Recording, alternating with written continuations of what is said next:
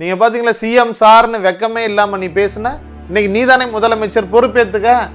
காவல்துறை யாருடைய கட்டுப்பாட்டில் வச்சிருக்கு? வெக்கமா இல்ல? ஆட்சிக்கு வந்து வெறும் 10 நாள்ல 10 நாள்ல இவ்வளவு குற்ற சம்பவங்கள் நடந்திருக்குது. என்ன பதில் சொல்ல போற? ரீல்ஸ் போட்டுக்கிட்டு உன்னுடைய சட்டமன்ற உறுப்பினர்லாம் ஒவ்வொருத்தனும் ரீல்ஸ் போட்டுட்டு திரியிறான். வேர் ஹவுஸ் பத்தி எரியுது, இன்னொருத்தன் எம்எல்ஏ வந்து பிஜிஎம் போட்டுட்டு பேக்ரவுண்ட் வச்சுக்கிட்டு நடந்து. கேவலமா இல்ல?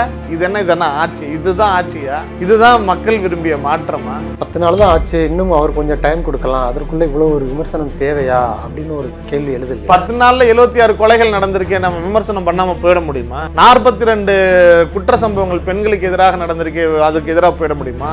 13 வயது சிறுவன் அடிச்சு கொலை செய்யப்பட்டிருக்கிறானே, அதுக்கு எதிராக போயிட முடியுமா? 2 பெரிய கம்பெனி தமிழ்நாட்டை விட்டு போயிடுச்சு. ஒன்று 15,000 கோடி முதலீடு, ஒன்று 7,800 கோடி ரூபாய் முதலீடு. இதை பத்தி எப்ப பேசுறது? 10 நாள் தான் ஆகுது. இவருடைய ஹனிமூன் பீரியட் முடிஞ்சதுக்கு அப்புறம் 6 மாசத்துக்கு அப்புறம் பொறுமையா பேசலாமா? அதுவும் நேரடியா பேசலாமா, இல்ல ரீல்ஸ் மூலமா தான் தெரிவிக்கணுமா அப்படிங்கறத நம்ம எப்ப பேசுறது? இதை பத்திலாம் இரவு 10 மணிக்கு கடையை மூடிடணும், அதே போல பகல்ல 12 மணிக்கு கடையை திறக்கணும், காலைல 6 மணிக்கெல்லாம் சூரியன் உதயமாயிடும், 31ஆம் தேதி சம்பளம் வந்துடணும், இப்படி பல அதிரடி அறிவிப்புகள். இதெல்லாம் இவரு தான் வந்து உட்கார்ந்து அம்பேத்கர் மாதிரி சட்டங்களை கரைச்சி உட்கார்ந்து பேனாமையில ஊத்தி எழுதிட்டு இருக்கிறாரு. அந்த அமைச்சர்கள் நியமிக்கிறதுக்கு ஏன் இவ்வளவு தடுமாற்றம் விஜய்க்கு அப்படின்னு தெரியாதுங்க. 118 பேர் ஜெயிச்சாதான் முதலமைச்சர் ஆட்சி அமைக்க முடியுங்கிறதே அவங்களுக்கு மே 4ஆம் தேதி தாங்க தெரியும். அது வரைக்கும் மற்றவங்களை விட நிறைய ஜெயிச்சிட்டோம்னா நம்ம ஆட்சி அமைச்சர்லாம் நினச்சிட்டு இருந்தாங்க. 118 பேர் ஜெயிக்க முடியும் அப்படிங்கிறதே மே 4ஆம் தேதி தான் தெரியும். அப்போ இந்த கூட்டத்தை வச்சுட்டு நீங்கள் என்ன பண்ணுவீங்க? அண்ணா நீங்கள் நல்லா இருந்தா எங்கள் அண்ணன் பாவண்டா, அவரை பார்த்தாடா அப்படின்னு சொல்லிட்டெல்லாம் பேச இந்த 2 குரூப் மட்டும்தான் தேவை. மற்ற எந்த அமைச்சரவை 33 அமைச்சரவையெல்லாம் தேவையில்லை. அவங்களுக்கு 2 குரூப் தான் போதும். நீங்கள் ஒசூரில் ஃபேக்ட்ரி வரலன்னா என்ன, இல்லை தூத்துக்குடி ஃபேக்ட்ரி நாசமாக போனால் என்ன, எது எக்கேடு கெட்டால் என்ன, அவங்களுக்கு அது தேவையே கிடையாது. அதை பற்றின அறிவும் கிடையாது, அதை பற்றி நீங்கள் பேசவும் முடியாது, அதை அவர்கள் ஏற்றுக்கொள்ளவும் மாட்டார்கள். அவர்கள் உலகம் தனியாக இருந்துட்டு இருக்குது. லிபர்டி தமிழ் நேயர்களுக்கு வணக்கம். இன்றைய நேர்காணலில் நாம் சந்திக்க இருப்பவர் திமுகவின் மாணவர் அணி துணை செயலாளர் தமிழ்கா அமுதரசன் அவர்கள். வணக்கம் சார். வணக்கம். 10 நாட்கள் தாவேக்கா ஆட்சி, குறிப்பாக அந்த ஒயின் ஷாப்பை 11 மணிக்கு மூடுறது, பஸ்ஸு ஓட்டும் பொழுது செல்ஃபோன் பயன்படுத்தக்கூடாது உள்ளிட்ட பல்வேறு விஷயங்கள். அதாவது அந்த ஒயின் ஷாப்பில் க்ளோஸ் பண்ணது ஒரு 717 ஒயின் ஷாப், பள்ளி கல்லூரி இந்த கோவில் வழிபாட்டு தடங்களுக்கு அருகே இருக்கக்கூடிய ஒயின் ஷாப்பை க்ளோஸ் பண்ணது உள்ளிட்ட பல்வேறு அதிரடியான செயல்களை செய்கிறார் விஜய் அவர்கள்னு சொல்லி சமூக வலைதளங்களும் சரி, ஊடகங்களிலும் சரி, அவருடைய கட்சி தொண்டர்களும் சரி ரொம்ப அவரை பாராட்டுறாங்க. இன்னொரு புறம் வந்து எதிர்த்தரப்பு வந்து இது வந்து இயல்பாகவே இருக்கிறது தான், இதுக்கு இவ்வளோ பெரிய பில்டப் தேவையில்லை, இன்னுமா இவங்க திருந்தலை அப்படின்னு சொல்லி எதிர்த்தரப்பு ஒரு குற்றச்சாட்டை முன்வைக்கிறாங்க. முதற்கட்டமாக இந்த 10 நாட்கள் தாவேக்காவுடைய ஆட்சி, விஜயர்களுடைய செயல்பாடு குறித்து உங்களுடைய பார்வை என்ன? 10 நாட்கள் தாவேக்காவினுடைய ஆட்சியில் எது உண்மையான செய்தி, எது பொய்யான செய்தின்னு பார்த்து தெரிந்து கொள்ள முடியாத அளவுக்கு, மூச்சு திணற அளவுக்கு ஃபேக் நியூஸ் தான் நிறைய பார்க்க முடியுது. முழுக்க ரீல்ஸ்லேயே ஓட்டிடலாம், சோஷியல் மீடியாவில் ஒரு ஃபேக் நரேட்டிவ் பண்ணி அப்படியே ஓட்டிடலாம் அப்படிங்கிறத தான் வந்து அவங்க கையில் எடுத்துருக்கிறாங்கன்னு நினைக்கிறேன். நீங்கள் சொன்னது மாதிரி வந்து 717 கடைகள், அதை வந்து இந்த அவர் ஆட்சி பொறுப்புக்கு வந்து உடனே அதிகாரிகள்லாம் எந்தெந்த கடைகள்னு கண்டுபிடிச்சி உடனே லிஸ்ட்டு ரெடி பண்ணி கொடுத்துட்டாங்களா? இதற்கு முன்பாக இருந்த ஆட்சியில் ஏற்கனவே திமுக ஆட்சியில் 500 கடைகள் மூடப்பட்டது. 2வது கட்டமாக 717 கடைகள் வந்து லிஸ்ட் அவுட் பண்ணி வச்சுருந்தாங்க. ஆட்சி மாற்றத்தின் பிறகு இப்போ வந்து அதை வந்து இவர் பெண்டிங் ஃபைல் ஒரு கையெழுத்து போட்டிருக்கிறாரு. அதை விட என்ன கொடுமைன்னா, இன்னும் பல இடங்களில் கடைகள் மூடப்படலை. இன்னும் அதே இடத்துல அப்படியே தான் தொடர்ந்துக்கிட்டே தான் இருக்குது. இப்போ மதுரையில் பார்த்தீங்கன்னா ஃபாத்திமான்னு ஒரு கல்லூரி இருக்குது. அந்த கல்லூரி பக்கத்துலேயே இருக்கக்கூடிய ஒரு கடை, அதில் வந்து அந்த ஒயின் ஷாப்பில் நல்ல சேல்ஸ் ஆகுதுன்னு அதை மூடலை. அதை விட்டுட்டு 200 மீட்டர் தள்ளி இருக்கக்கூடிய ஒரு கடையை மூட போகிறோம் அப்படின்னு சொல்லி பேசிகிட்டு இருக்கிறாங்க. பல இடங்களில் வந்து இன்னும் அந்த ஒரு பாட்டி அதெல்லாம் பார்த்துப்பீங்க தியாகராய நகரில், காலைல கடை திறக்கிறதுக்கு முன்னாடியே போயிடுச்சு பாட்டி, கடைக்கு போயிட்டு வீடியோ போட்டுட்டு, இப்படியான ஒரு நரேட்டிவ் செட் பண்ணுறது தான் வந்து அவர்களுடைய சாதனையாக மக்கள் அதன் மூலமாகவே நம்ப வச்சிடலாம் அப்படின்னு நினைக்கிறாங்க. அது வந்து தமிழ்நாட்டில் இதற்கு மேலும் ஈடுபடாது அப்படிங்கிறது ஒன்று. இரவு 10 மணிக்குள்ளே கடையை மூடிடணும்னு உத்தரவுல போடுறோம். இரவு 10 மணிக்கு கடையை மூடிடணும், அதே போல் பகலில் 12 மணிக்கு கடையை திறக்கணும், ஞாயிற்றுக்கிழமை பொது விடுமுறை, காலைல 6 மணிக்கெலாம் சூரியன் உதயமாயிடும், இதெல்லாம் அதே மாதிரி ஆஃபீஸ் டைம் வந்து 10 மணிலேருந்து 5 மணி வரைக்கும், 31ஆம் தேதி சம்பளம் வந்துடணும், இப்படி பல அதிரடி அறிவிப்புகள். இதெல்லாம் இவர் தான் வந்து உட்காந்து அம்பேத்கர் மாதிரி சட்டங்களை கரைச்சி உட்காந்து பேனாமையில் ஊற்றி எழுதிட்டு இருக்கிறாரு. முட்டாள்தனமாக இவனுங்க எந்த அளவுக்கு முட்டாள்களாக தமிழ்நாட்டினுடைய ஒரு அடிப்படையான விஷயங்கள் எது எது நடந்துட்டு இருக்குது இது எதுவுமே தெரியாமல் கும்புண்டைங்க மாதிரி ஆர்கச நிலையை அடைஞ்சிக்கிறது. சரி, அவனுங்களுக்கு தான் அறிவு இல்லை அப்படின்னு சொல்லி பார்த்தேன். ஏன்னா இப்போ தான் சினிமாவிலேருந்து பிளாக் டிக்கெட் வித்துட்டு இருந்துட்டு பால் ஊற்றிட்டு இருந்துட்டு கட் அவுட்டில் இருந்து இன்றைக்கி தான் தெருவில் இருந்து என்ன நாட்டில் நடக்குது அப்படிங்கிறதே பார்த்துருக்க ஒரு கூட்டம். அதுங்களுக்கு தான் வந்து தெரியுது, ஓ அப்படியா 10 மணிக்கு கடை முடிடுவாங்களா, இப்போ பேருந்தில் டிரைவர் வந்து செல்ஃபோன் பயன்படுத்தக்கூடாது, இதெல்லாம் ஏற்கனவே இருக்கக்கூடிய நடைமுறை. இதெல்லாம் வந்து இவனுங்களுக்கு இப்போ தான் பிளாக் டிக்கெட் விற்றவனுங்களுக்கு பால் ஊற்றிட்டு இருந்தவனுங்களுக்கு இப்போ தான் தெரியும், ரசிகர் சண்டை போட்டுட்டு இருந்தவங்களுக்கு. ஆனால் ஊடகங்கள் எந்த அளவுக்கு அறிவு கட்ட ஊடகங்களாக இருக்குது, முட்டாள்தனமாக இப்போ வந்து விஜய்க்கு துதிபாடிக்கிட்டு எந்த அளவுக்கு இருக்குதுன்னு பார்த்தா இவங்க பிரேக்கிங்காக போடுறாங்க. இப்போ டிரைவர் வந்து பணியின் போது செல்ஃபோன் பயன்படுத்தக்கூடாது, இது ஒரு செய்தியா? இது இப்போ தான் இருக்குதா? நோ டிராஃபிக் ஹால்ட் அப்படின்னு சொல்லிட்டு ஒரு, அதாவது முதலமைச்சருடைய கான்வாய் போகுது அப்படின்னு சொன்னால், திமுகனுடைய தலைவர் முதலமைச்சராக இருக்கும் பொழுது திராவிட மாடல் ஆட்சியில் அவர் கொண்டு வந்தது தான் முதலமைச்சருடைய கான்வாய்க்காக இந்த பொது போக்குவரத்தை நிறுத்தக்கூடாது, அந்த டிராஃபிக் அதை டிவைடர் வச்சு பிளாஸ்டிக் டிவைடர்ஸ் வச்சு ஒரு பக்கம் பயணிகள் போகட்டும், ஒரு பக்கம் முதலமைச்சருடைய கான்வாய் போகட்டும்னு சொல்லி அவர் கொண்டு வந்தது. ஆனால் இதை வந்து இப்போ தான் இவர் வந்து அதிசயமாக இவர் இறக்கிட்டாரு, இவர் வந்து தேவதூதர் கொண்டு வந்து எல்லாத்தையும் கொண்டு வந்துட்டார் அப்படிங்கிற மாதிரி பேசுறது அப்படிங்கிறது உள்ளபடியே ஊடகங்கள் உண்மையிலுமே வந்து சுய சிந்தனையோடு செயல்படுதா, இல்லை வந்து எதுவும் மிரட்டலுக்கு ஆளாகி இருக்குதா? அந்த கவுண்டமணி காமெடி ஒன்று இருக்கும், ஏதாச்சும் கை வச்சுட்டியா, ஏதாவது மாட்டிக்கிட்டியா, அவனை பார்த்தாலே பயப்படுறியே அப்படின்னு சொல்லுவாங்க. அந்த மாதிரி தான் இன்றைக்கி ஊடகங்களை பார்த்து நீ ஏதாவது மாட்டிக்கிட்டீங்களா, இல்லை ஏதாவது கை நீட்டிட்டீங்களா, எதுக்காக இவ்வளோ தூரம் வந்து இப்போ ஏற்கனவே நடைமுறையில் இருக்கக்கூடிய ஒரு செய்தியை இப்போ தான் இவர் தான் கொண்டு வரதுன்னு சொல்கிறது போல். இது வந்து விஜயனுடைய ரசிகர்கள், விஜயனுடைய அந்த ரூட் மாஃபியா குரூப்பு, இந்த ஃபேக் நரேஷன் குரூப்பு போடுது அப்படின்னு சொன்னால் அவர்களுக்கு ஒன்று தெரியாதவர்களாக போடுவாங்க, இல்லாட்டினா அவங்களுடைய ஃபேக் நியூஸை கிரியேட் பண்ணுறதுக்காக போடுவாங்க. ஒரு மாஸ் மீடியா இதை செஞ்சிட்டு இருக்குது அப்படிங்கும் பொழுது தான் உள்ளபடியே வந்து வேதனையாக இருக்குது. 21 வயசுக்கு கீழே, அதான் 21 வயசுக்கு கீழே இருக்கிறவங்களுக்கு டாஸ்மார்க்கில் சரக்கு விற்கக்கூடாது அப்படிங்கிறதும், கோவில் கல்வி நிறுவனங்கள் பக்கத்தில் மதுபான கடைகள் இருக்கக்கூடாது அப்படிங்கிறதும், அதே போல் பணியின் போது டிரைவர் வந்து செல்ஃபோன் பயன்படுத்தக்கூடாது அப்படிங்கிறதும், முதலமைச்சருடைய கான்வாய் போகும் பொழுதும் பொதுமக்களுடைய கான்வாய் போகலாம் அப்படிங்கிறதும் ஏற்கனவே நடைமுறையில் இருக்கக்கூடிய ஒன்று. ஆனால் அதை விட என்ன கொடுமை அப்படின்னு சொன்னால், இந்த தூத்துக்குடி எம்எல்ஏ ஒரு காமெடி நடிகர் போட்டாங்கல்ல, அவர் இன்னைக்கு பத்திரிகையாளர்கள் பேட்டி கொடுக்குறாரு, தூத்துக்குடியை நாங்கள் போர்ட்டு சிட்டி ஆக போகிறோம். இந்த முட்டாளுக்கு யாராச்சும் சொல்லுங்கள், அது ஆல்ரெடி போர்ட்டு சிட்டி தான். இவரை விஜயும் அந்த காமெடி நடிகர் என்ன உட்காந்து கடலில் குழி தோண்டி போர்ட்டு கொண்டு வர போகிறாங்க. என்ன ஒரு அறிவு கட்டத்தனம்! இதை ஒரு செய்தியாக, பிரேக்கிங் நியூஸாக இவர்களுடைய அறிவின்மை, ஒரு முட்டாள்தனத்தை ஊடகங்களின் வாயிலாக வெளிப்படுத்துகிறாங்க. அதை பார்த்து ஆர்கஸ் நிலை அடையுது ஒரு சோஷியல் மீடியா குரூப்பு, அதை பார்த்து ஆர்கஸ் நிலை அடையுது மாஸ் மீடியா அப்படின்னு சொன்னால் என்ன ஒரு கேவலமான போக்கு தமிழ்நாட்டில் தொடங்கி இருக்குது அப்படின்னு பார்க்கும் பொழுது வயிறு எரியுது. அது 10 நாள் எதுவுமே பண்ணலை அப்படிங்கிறீங்களா? அவர் வந்து பொறுப்பேற்ற நாள்லேருந்து இது வரைக்கும் தினமும் அலுவலகத்துக்கு வராது, டிஃபன் பாக்ஸை கொண்டு வந்துடுறாரு, அங்கேயே உட்காந்து சாப்பிட்றாரு, அதாவது வேலைகளை முடிச்சுட்டு தான் வீட்டுக்கு போகிறாரு, பண்ணிக்கிட்டே இருக்கிறாரு, கடுமையாக உழைக்கிறாரு விஜய் அப்படிங்கிற ஒரு இது இருக்குது. எதுவுமே பண்ணலை அப்படிங்கிறது இதுக்கு முன்னாடி யாரும் போகவே இல்லையா? இது என்னங்க முட்டாள்தனமாக இருக்குதுங்க இதெல்லாம் பார்க்குறதுக்கு. இப்படி ஒரு கேடுகட்ட ஒரு நரேஷன் எவன் உருவாக்குனான்னு தெரியல. வேலைப்பட அதிகமாக அந்த டேபிளில் உட்காந்து சாப்பிட்றாரு, எந்திரிச்சு போய் கூட சாப்பிடாம இருக்கிறாரு. அதுதான் ஏஐன்னு தான் சொல்லிட்டாங்களேங்க. அங்கே தலைமைச் செயலகம் வராரு, தலைமைச் செயலகத்தில் இருக்கக்கூடிய கக்கூசே பயன்படுத்துகிறாரு, இதெல்லாம் ஒரு செய்தியாக போடுங்க. இது கூட செய்ய முடியாது, எல்லாத்துக்கும் போகிற இடத்துக்குலாம் கேரவன் அனுப்புவாங்களா? தலைமைச் செயலகத்துக்கு கேரவன் அனுப்புவாங்களா? தலைமைச் செயலகத்தில் முதலமைச்சர் அலுவலகம், உணவு சாப்பிட்றதுக்கு டைனிங் ஹாலு எல்லாம் தனித்தனியாக இருக்குங்க. முட்டாள்தனமாக இந்த ஃபேக் நரேஷன் கிரியேட் பண்ணுற அந்த இன்ஸ்டாகிராமில் இருக்கக்கூடிய அறிவுகட்டவனுங்களுக்கு அது தெரியாதுல்ல.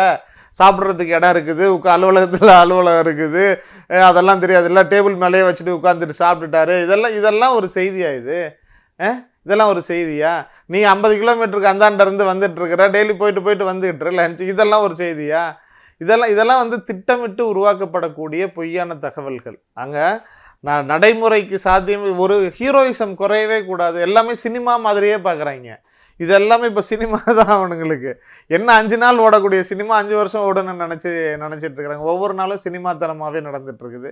அதை தான் பார்த்துட்ருக்கோம். அதை தாண்டி வேறு எதுவும் நடக்கலையே உங்களுக்கு. இப்போ நீங்கள் பார்க்கலாம், இந்த 10 நாட்களில் 76 கொலைகள் நடந்திருக்குது தமிழ்நாட்டில். 76 கொலைகள் நடந்திருக்குது. பெண்களுக்கு எதிரான குற்ற சம்பவங்கள் 42 குற்ற சம்பவங்கள் நடந்திருக்குது. நீங்கள் பார்த்தீங்களா, சிஎம் சார்னு வெக்கமே இல்லாமல் நீ பேசுன. இன்னைக்கு நீதானே முதலமைச்சர், பொறுப்பேற்றுக்க. காவல்துறை யாருடைய கட்டுப்பாட்டில் வச்சிருக்கு? வெக்கமா இல்லை? ஆட்சிக்கு வந்து வெறும் 10 நாளில் இவ்வளோ குற்ற சம்பவங்கள் நடந்திருக்குது. என்ன பதில் சொல்ல போற? ரீல்ஸ் போட்டுக்கிட்டு உன்னுடைய சட்டமன்ற உறுப்பினர்லாம் ஒவ்வொருத்தனும் ரீல்ஸ் போட்டுட்டு திரியிறான். போயிட்டு 10 ரூபா ஒருத்தவங்க லஞ்சம் வாங்குறாங்க, அவங்கள பிடிச்சி நான் சஸ்பென்ஷன் பண்ணிட்டேன். சங்கர் படத்தில் வந்து உழைக்கக்கூடிய மக்களை வந்து வில்லனங்களா ஆக்கி அந்த மாதிரி பண்ணுவாங்கல்ல. இப்போ வந்து இந்த தூய்மை பணியாளர்கள் போராட்டத்துக்காக வாய் கிழிஞ்சு பேசினவங்க, ஒரு ஒப்பந்த தொழிலாளர் 10 ரூபா வாங்கியிருக்கிறாரு, அவருக்கு அறிவுரை சொல்லி அனுப்புறதை விட்டு அவரை வேலையிலேருந்து அவர் வயிற்றில் அடித்து துரத்தி இருக்கிறேன்.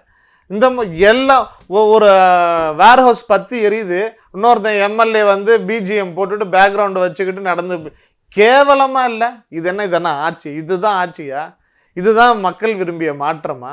மக்கள் இதற்காக தான் உங்களை நம்பி பொறுப்பு கொடுத்துருக்குறாங்களா? இதுதான் தமிழ்நாட்டில் இது தலைகீழ குட்டிச்சோராக போயிட்டு இருக்குது. பேனர் வைக்கக்கூடாது, ஃப்ளெக்ஸ் வைக்கக்கூடாதுங்கிற அந்த கலாச்சாரத்தை இதற்கு முன்பாக இருந்த அரசு ஒழித்தது. இவங்க என்ன பண்ணுறாங்க, நடைபாதை முழுக்க ஃப்ளெக்ஸ், தெருவுக்கு தெரு ஃப்ளெக்ஸ். சென்னைக்குள்ளார சும்மா ஒரு பைக் எடுத்துகிட்டு சுற்றி வந்து பாருங்கள், எவ்வளோ ஃப்ளெக்ஸு நடைபாதைகளை மறித்து வச்சிருக்கிறாங்க அப்படிங்கிறத மட்டும் நீங்கள் பார்ப்பீங்க. இன்னைக்கு குற்றவாளிகளினுடைய கூடாரமாக அந்த கட்சி மாறிட்டு இருக்குது. அதையும் நம்ம செய்திகளில் பார்த்துட்டு இருக்கோம். ஏன் இந்த தடுமாற்றம் அப்படின்னு பார்க்குறீங்க? குறிப்பாக வந்து ஒரு அமைச்சர்கள் 9 அமைச்சர்கள் பதவி ஏற்றாங்க, ஒரு வாரம் இலாக்கா இல்லாமல் இருந்தாங்க. இன்னும் 22 அமைச்சர்கள் நியமிக்கப்படலை, இன்னும் பல்வேறு பொறுப்புகள் பிரித்து கொடுக்கப்படலை, பல்வேறு சிக்கல்கள் இருக்குது. இப்போ அந்த ஒசூரில் அந்த கம்பெனி, விண்வெளி வந்து பாதுகாப்பு கம்பெனி வந்து திமுக ஆட்சியில் அங்கே வர்றதாக இருந்துச்சு. இப்போ வந்து அது ஆந்திராவை நோக்கி நகருது. 15,000 கோடி இழப்புன்னு சொல்கிறாங்க. ஏன் இவ்வளோ ஒரு அலட்சியமாக இருக்கிறாங்களா, இல்லைன்னா அந்த அமைச்சர்கள் நியமிக்கிறதுக்கு ஏன் இவ்வளவு தடுமாற்றம் விஜய்க்கு அப்படின்னு பார்க்குறீங்க? தெரியாதுங்க. 118 பேர் ஜெயிச்சாதான் முதலமைச்சர் ஆட்சி அமைக்க முடியுங்கிறதே அவங்களுக்கு மே 4ஆம் தேதி தாங்க தெரியும். அது வரைக்கும் மற்றவங்களை விட நிறைய ஜெயிச்சிட்டோம்னா நம்ம ஆட்சி அமைச்சர்லாம் நினச்சிட்டு இருந்தாங்க. 118 பேர் ஜெயிக்க முடியும் அப்படிங்கிறதே மே 4ஆம் தேதி தான் தெரியும். அப்போ இந்த கூட்டத்தை வச்சுட்டு நீங்கள் என்ன பண்ணுவீங்க? இப்போ பார்த்தீங்கன்னா ஆளாளுக்கு இப்போ வந்து இந்த ஆளாளுக்கு இந்த நீ கொஞ்சம் அள்ளிட்டு போ, நீ கொஞ்சம் அள்ளிட்டு போங்கிற மாதிரி இந்த மந்திரி சபை வந்து கொடுத்துருக்குறாரு. ஒவ்வொருத்தருக்கும் 6, ஏன்னா எனக்கு ஒரு 4 போதுண்ணே, எனக்கு ஒரு 1/2 கிலோ கொடுங்க, எனக்கு ஒரு 3/4 கிலோ கொடுங்க அப்படிங்கிற மாதிரி கொடுத்து வச்சுருக்குறாங்க. ஏன் அப்படின்னு சொன்னால், அடுத்து கூட்டணிகளில் நான் எல்லாரும் இந்த தூய சக்தி என்ன பண்ணிடுச்சு, தீய சக்திகள் காலெல்லாம் போய் விழுந்து நீ வந்து எனக்கு ஆட்சிக்கு கொடு, எனக்கு சப்போர்ட் பண்ண அப்படின்னு சொல்லி ஒரு பொய்க்கால் குதிரை மாதிரி. இது பொய்க்கால் குதிரை இந்த விஜயனுடைய ஆட்சி.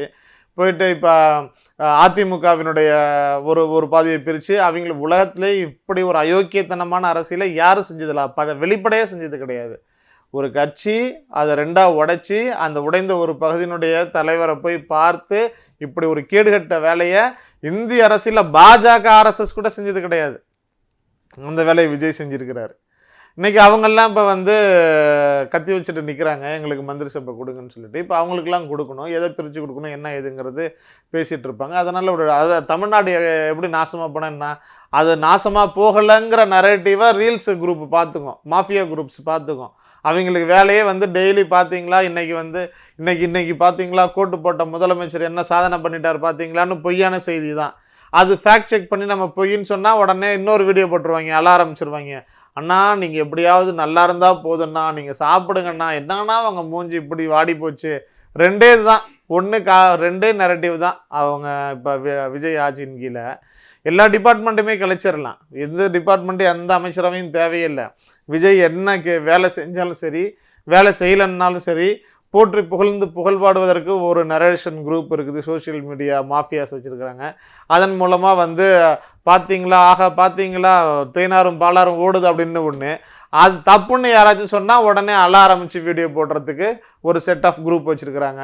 அண்ணா நீங்கள் நல்லா இருந்தால் எங்கள் அண்ணன் பாவண்டா, அவரை பார்த்தாடா அப்படின்னு சொல்லிட்டெல்லாம் பேச. இந்த 2 குரூப் மட்டும்தான் தேவை. மற்ற எந்த அமைச்சரவை 33 அமைச்சரவையெல்லாம் தேவையில்லை. அவங்களுக்கு 2 குரூப் தான் போதும்.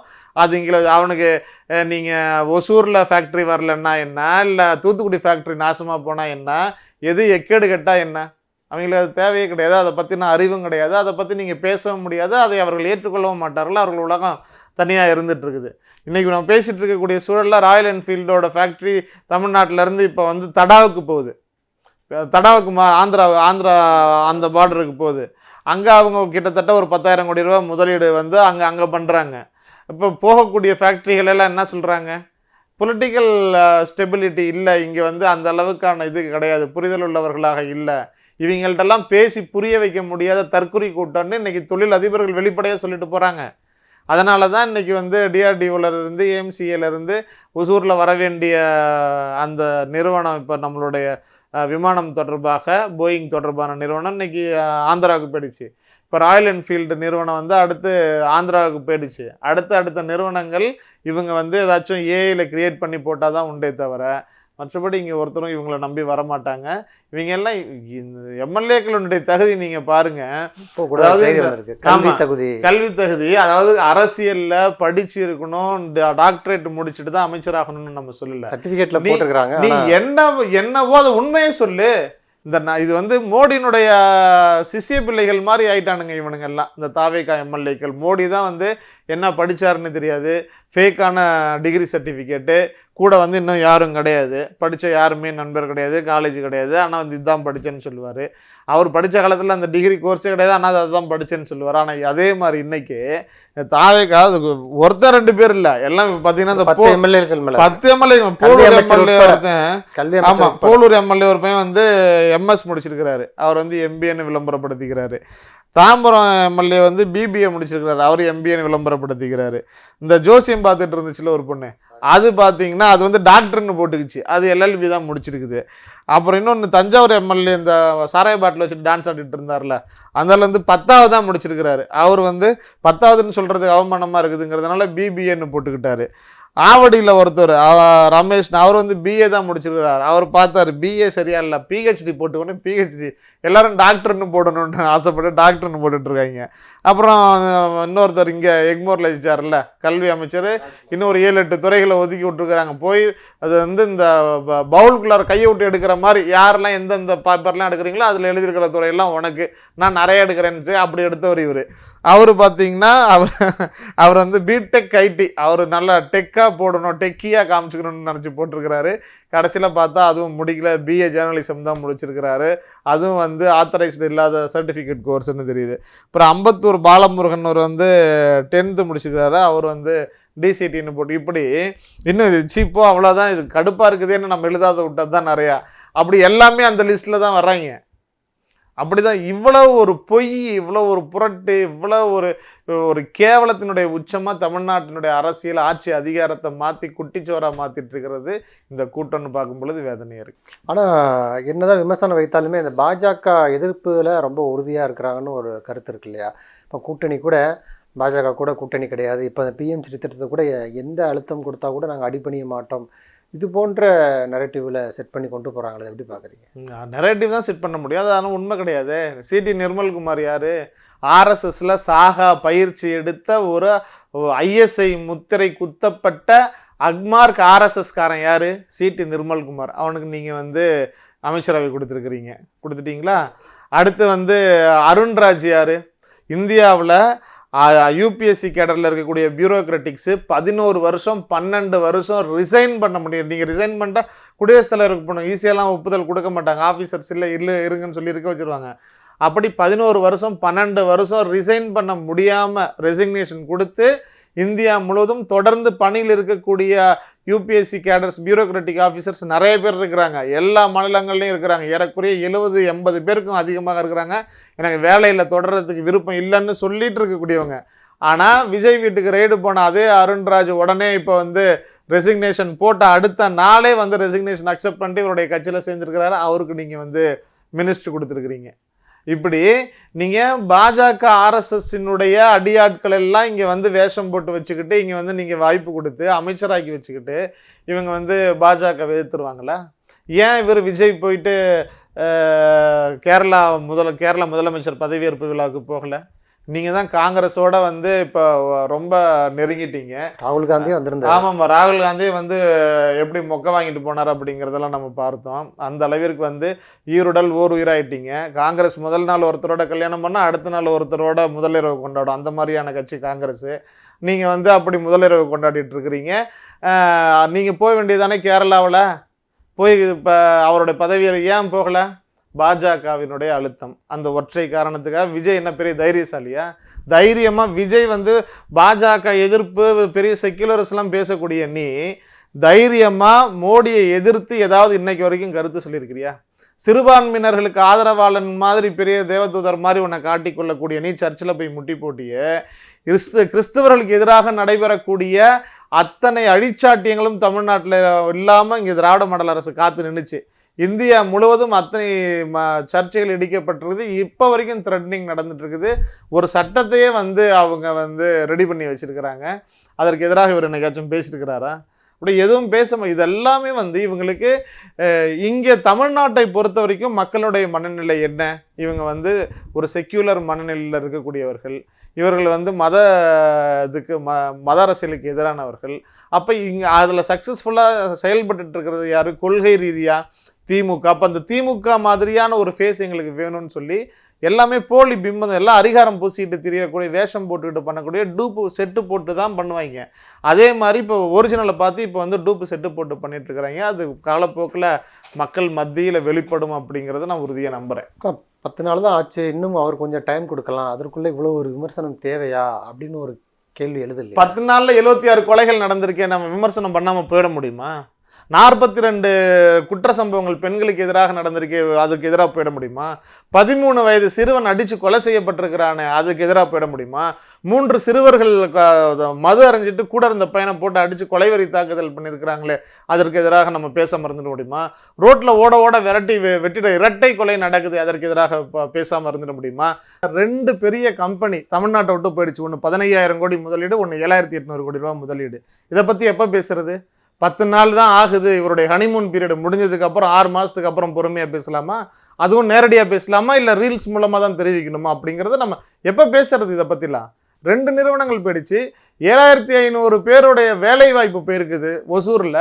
இங்கே 12,000 பேருடைய வேலை வாய்ப்பு இப்போ பறி போயிடுச்சு. 2 நிறுவனங்கள் போயிருக்குது. எப்போ பேசணும்னு சொல்கிறீங்க? முதலமைச்சராக பொறுப்பு ஏற்ற அடுத்த 1 மணி நேரத்தில் பேசன் பிரிட்ஜிட்ட போலீஸ் ஸ்டேஷனை அடித்து உடைக்கிறாங்க. ரோட்டில் நடந்து போயிட்டு இருந்த பெண் இனிமே வந்து ரவுடிகள்லாம் ஓடிடுவாங்கன்னா அடுத்த நிமிஷம் செயின் அறுப்பு நடந்துட்டு இருக்குது. இப்போ இவ்வளவு குற்ற சம்பவங்கள் நடந்து இதற்கு எதிராக 10 நாளுக்குள்ளார இவ்வளவு நடக்குது. இதற்கு எதிரெல்லாம் பேசாமல் அமைதியாக வாய முடிட்டு உட்கார்ந்துட்டு இருக்கணும் முடியுமா? இவங்க என்ன பண்ணுவாங்க?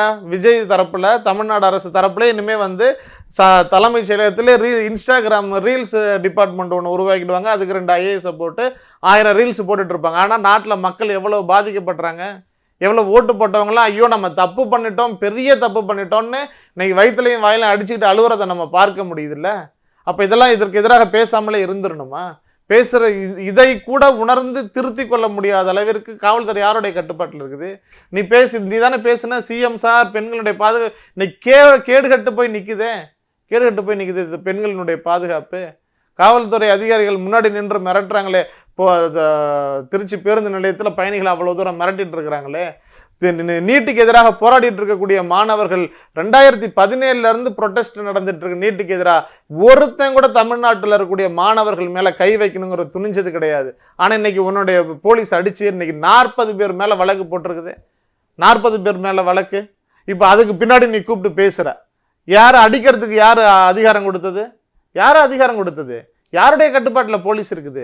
அப்போ நீ போலீஸை வச்சுக்கிட்டு காட்டாட்சி தர்பார் வந்து ஒரு ஆட்டோக்ராட்டிக் மாதிரி நடந்துக்குவேன், வெளில நல்ல மாதிரி கோட் போட்டு வேஷம் காமிச்சிட்டு இருப்பேன், நாங்கள் எல்லாம் பேசாமல் அமைதியாக இருக்கணும்.